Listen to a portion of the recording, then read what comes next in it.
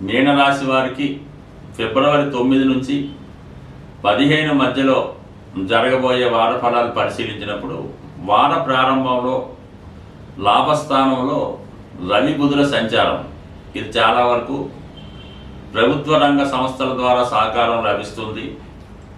రుణ ప్రయత్నాలు ఫలిస్తాయి. విద్యార్థులు పోటీ పరీక్షల్లోనూ ఇంటర్వ్యూలో విజయం సాధిస్తారు. వ్యాపార అవకాశాలు ఎక్కువగా రావడం జరుగుతూ ఉంటుంది. అలాగే జీవిత భాగస్వామి యొక్క హోదా పెరుగుతుంది. అలాగే భూములు స్థిరాస్తులు విలువ పెరగడం వల్ల వాటి వల్ల ఆదాయం కలిసి వస్తుంది. మీరు ఏదన్నా స్థిరాస్తి కొనుగోలుకు ప్రయత్నం చేస్తే ఆ ప్రయత్నం చాలా వరకు ఫలించే అవకాశం ఉన్నది.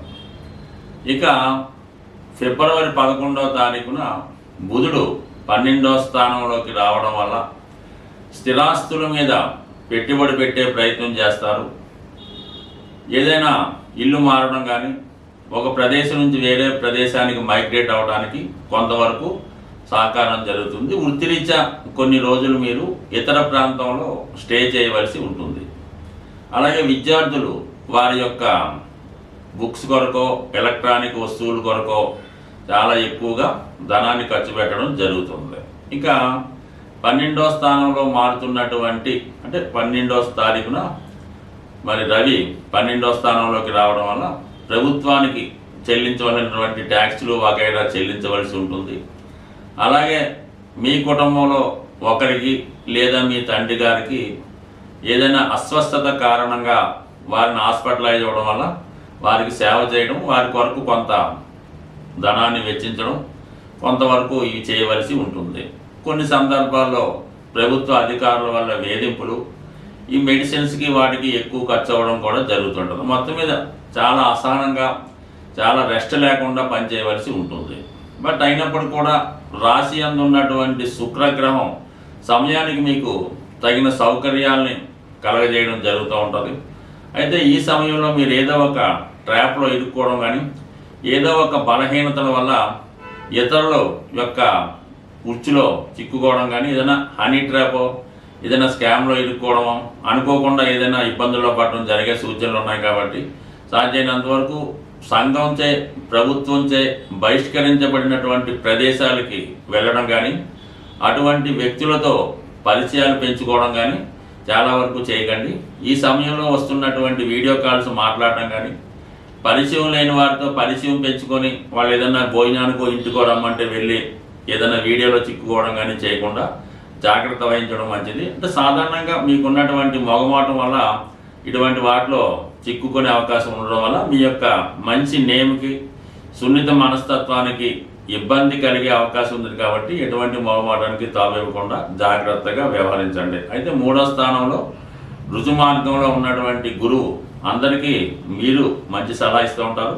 మీకు కూడా మంచి వారి సలహా లభిస్తుంది. ఈ సమయంలో ఏముందంటే వృత్తిపరమైనటువంటి మార్పులు కొంతవరకు అనుకూలించే అవకాశం ఉంది. ఇది ఉపాధ్యాయ రంగంలో ఉన్నవాడికి, పౌరవత్యం ప్రవచనాలు ఆధ్యాత్మిక వృత్తిలో ఉన్నవాళ్ళకి, న్యాయవాది వృత్తిలో ఉన్న వాళ్ళకి వృత్తిపరమైనటువంటి మార్పులు చాలా వరకు అనుకూలించే అవకాశం ఉంది. ఇప్పుడు ఏమైందంటే మీకు తృతీయ రాష్ట్రాధిపతుల మధ్య ఏర్పడినటువంటి పరివర్తన గొప్పవారి యొక్క ప్రోత్సాహంతో లేదంటే మీ యొక్క జీవిత భాగస్వామి కానీ అంటే మీ యొక్క శ్రేయోభిలాషుల యొక్క ప్రోత్సాహంతో వృత్తిలో మార్పుకు చేసే ప్రయత్నాలు ఫలిస్తే ఏదైనా కొంత అభివృద్ధి మీ యొక్క జీవితంలో కనబడడం జరుగుతుంది. అది ఎక్కువగా వృత్తి ఆదాయం మీద కనబడే అవకాశం ఉంది. బాగా సౌకర్యాలు కూడా ఎక్కువగా అనుకరిస్తారు. ఏదైనా ఒక ప్రయాణం కూడా ఈ సమయంలో మీరు చేయవలసి ఉంటుంది. బట్ ఈ పరివర్తన చాలా బాగుంది.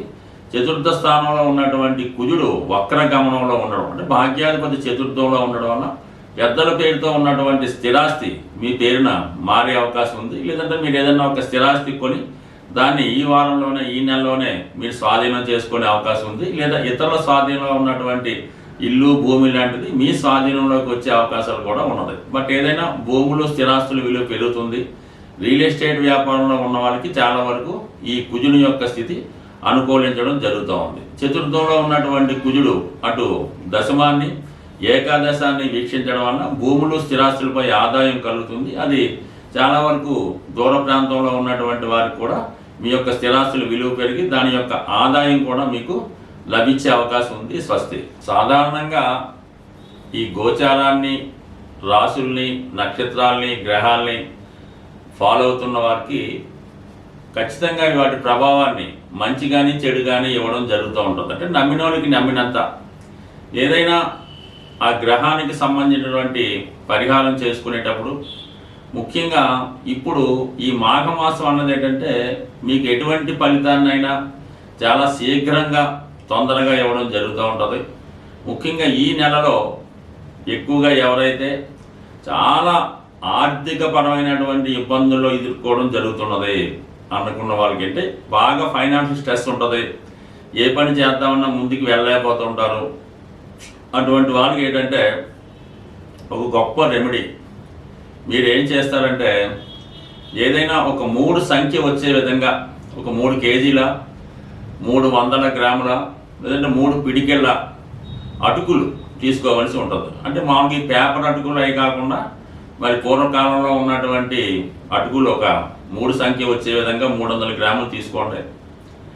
దాంట్లో ఒక 100 గ్రాములు బెల్లాన్ని పొడిగా చేసి కలిపి అంటే ఏదైనా ప్రసాదంగా తయారు చేసి ఏదైనా విష్ణుమూర్తి సంబంధించిన ఆలయంలో వెంకటేశ్వర స్వామి టెంపుల్ అన్నా విష్ణుమూర్తి సంబంధించిన టెంపుల్లో నైవేద్యంగా సమర్పించి అక్కడ ఉన్నటువంటి భక్తులకి పంచిపెట్టడం వల్ల చాలా శీఘ్రంగా ఇమీడియట్గా మీకు రావాల్సినటువంటి ధనం రావడం కానీ దాని ఫలితం మీరు అనుభవంలోకి రావడం జరుగుతూ ఉంటుంది. అంటే మీరు ఎట్టి పరిస్థితుల్లో కూడా ఫస్ట్ టైం చేయడం వల్ల పెద్దగా ఫలితం కనబడకపోతే మళ్ళీ ఒక వారం గ్యాప్ ఇచ్చి మళ్ళీ చేయడం వల్ల కూడా ఫలితం రావడం జరుగుతుంది. ఇంకా మూడోసారి చేసే పని లేకుండానే రావడం జరుగుతూ ఉంటుంది. ఇది ముఖ్యంగా మీరు బుధవారం రోజు కానీ శనివారం రోజు కానీ చేసే ప్రయత్నం చేయండి, ఖచ్చితమైన ఫలితం పొందుతూ ఉంటారు.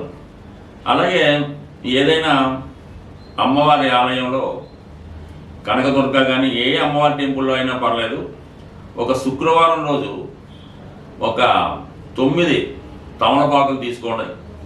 9 తమలపాకులు కలిపి ఆ తమలపాకులతో పాటుగా ఒక దానిమ్మ ఫలం మంచి రౌండ్గా ఉన్నది, ఎటువంటి మచ్చలు లేనిది, చాలా ఫలది మంచి ఫ్రూట్ఫుల్గా ఉన్నదాన్ని అమ్మవారి ఆలయంలో తమలపాకులతో కలిపి శుక్రవారం కానీ మంగళవారం కానీ ఇచ్చి మీ మనసులో కోరుకోవడం వల్ల కూడా మరి తొందరగా మీకు సంపద చేకూరే అవకాశం ఉన్నది.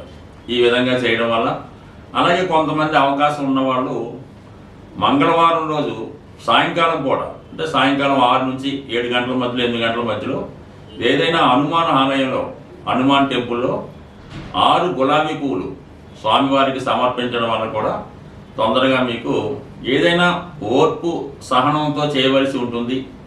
ఏ పరిహారం అయినా ఒకే సమయంలో నమ్మకంతో చేయవలసి ఉంటుంది. ఈ పరిహారానికి ఉపయోగించే వస్తువులు కూడా చాలా నీట్గా శుభ్రంగా ఉండాలన్నమాట. ఇప్పుడు తమలపాకులు తీసుకుందాం అనుకుందాం, అవి ఏమాత్రం చిరిగిపోకుండా పుచ్చిపోకుండా జాగ్రత్తగా ఉండవలసి ఉంటుంది. నమ్మకంతో చేయడం వల్ల ఇప్పుడు చెప్పినటువంటి రెమెడీలన్నీ కూడా నాకుగా నేను చెప్పినవి కాకుండా చాలా కాలంగా పెద్దవాళ్ళు చెప్పినవి స్వయంగా చాలామంది పాటించి దానివల్ల ఫలితం పొందినవి కూడా ఉన్నాయి. కాబట్టి చిన్న రెమెడీ ఒకసారి ఆచరించి చూడండి, కష్టాల నుంచి ఇబ్బందుల నుంచి బయటపడే ప్రయత్నం చేయండి. స్వస్తి.